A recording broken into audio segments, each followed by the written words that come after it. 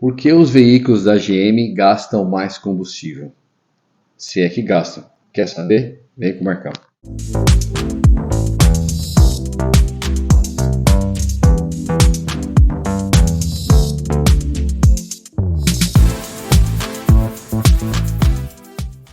O assunto de hoje é polêmico e vai gerar muitos comentários.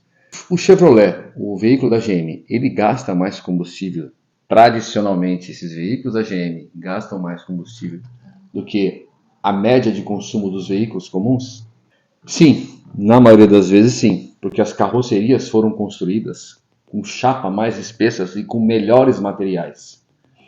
A GM, ela tem um campo de prova lá na Cruz Alta, em Indaiatuba, e ela tem, não que as outras montadoras não façam, mas a GM ela investe muito em segurança de carroceria. Então tem um campo de prova, na época eu participei de um projeto, tinha 96 pilotos que rodavam em 3 turnos em todo tipo de terreno. A GM tem a reta infinita, que é uma curva com uma inclinação, que é quando você atinge 200 por hora você deixa o volante lá e o carro ele anda em linha reta, porque coincide a velocidade com o ângulo da curva e o diâmetro desse circuito. Ela tem lá várias serras, né? Situações de serra, situações de condições severas que são condições rurais e também condições urbanas para fazer teste em carro. Então ela sempre investiu muito em segurança de carroceria e segurança do carro. Ela tem lá uma pista de crash tests, ela tem uma máquina que testa o veículo mesmo sem bater. Você prende um veículo lá nessa máquina, ela simula uma batida. Então ela simula vários testes, como deixar objetos dentro dos carros quando você bate, o que acontece com os objetos. Então ela tem tudo isso, ela investe muito nisso. E aí, as chapas que são utilizadas na carroceria GM são chapas de melhor espessura. A prova disso, se você que está assistindo esse vídeo perguntar para um reparador, para um funileiro, para um pintor, para um montador, para um mecânico que mexe lá na chapa do carro, ele vai te falar que ele prefere rebater os veículos da GM. Por quê? A chapa tem mais espessura, portanto é mais fácil de deixar ela no lugar, acomodar ela no lugar, no quesito reparação de chapa, tirar amassados. Então realmente o GM ele é melhor construída a carroceria no que tange a espessura de chapa e também tipos de materiais. Recentemente a GM teve um problema com o Prisma, com o Onix, com projetos que faltou partes da estrutura e ele, quando batia, acabava deformando o seu habitáculo, que é o fator pelo qual uma inteligência de carroceria é construída para que deforme a parte seção dianteira e seção traseira e deforme menos a seção central.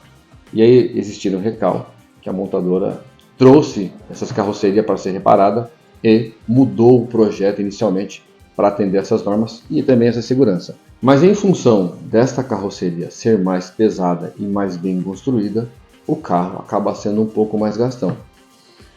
Na entrada da Toyota e da Honda no Brasil, né, quebrou-se um tabu, porque quando você comprava um veículo da GM, e até era um argumento de venda, o vendedor falava assim, mas esse carro gasta um pouco a mais, que era uma das reclamações dos clientes, este carro GM gasta um pouco a mais, né? O Vectra, o Cruze, eles gastam um pouco a mais em função de ser um pouco mais pesado. Então são veículos, existiu SUV, existem até hoje, né, sedãs médios, sedãs grandes que consomem um pouco mais, porque é um padrão GM, não tem como um veículo muito grande ser muito econômico.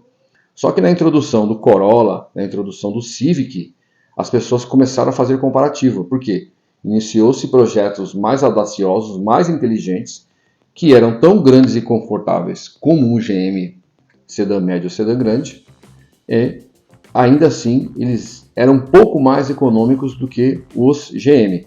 Então, né, nesse momento a GM teve que fazer uma reengenharia de produto para trazer um carro que se mantesse em conforto, se mantesse em segurança e fosse um pouco mais econômicos. E aí, dos anos 2010, 2015 para frente, a GM passou a fazer veículos tão confortáveis e bons, mas que acabavam sendo um pouco mais econômicos. Não tanto quanto um Toyota ou um Honda, mas hoje a briga está bem acirrada. mas nos anos 2010 para frente tivemos muitos problemas quanto a consumo. Então, naquela época, os veículos da GM, sim, eles eram um pouco mais gastão. Eu vivenciei um exemplo de GM dentro desse campo de prova.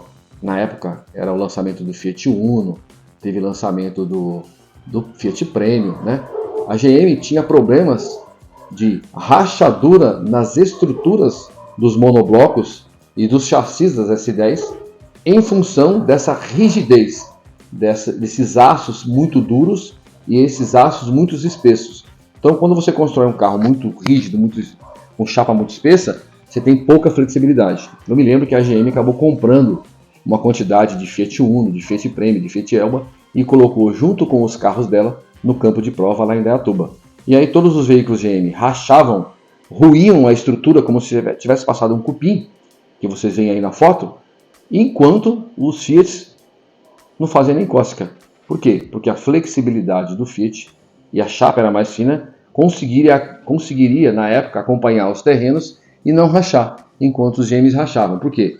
Exatamente por ser mais espessos e por ser materiais mais rígidos. Então, isso foi melhorando e temos projetos atuais muito melhores do que naquela época. E aí, hoje, com as normas de segurança, com a Latina e CAP testando os carros, você tem sim condições muito parecidas nos projetos atuais. Mas, na época, os veículos GM gastavam um pouco mais de combustível. Eu tive GM, é um carro que eu gosto muito, mas eles gastam um pouquinho mais do que um Fiat ou um Volkswagen, né? Então, essa é uma grande verdade. Beleza? Se inscreve no canal, curte, compartilha, entra no grupo de membros aí, faz parte do grupo de membros, vocês vão ter benefícios, tá escrito aí para vocês, e aí vocês vão ter benefícios, vão receber informações de primeira, beleza? Se inscreve, curte, compartilha e vem com o Marcão.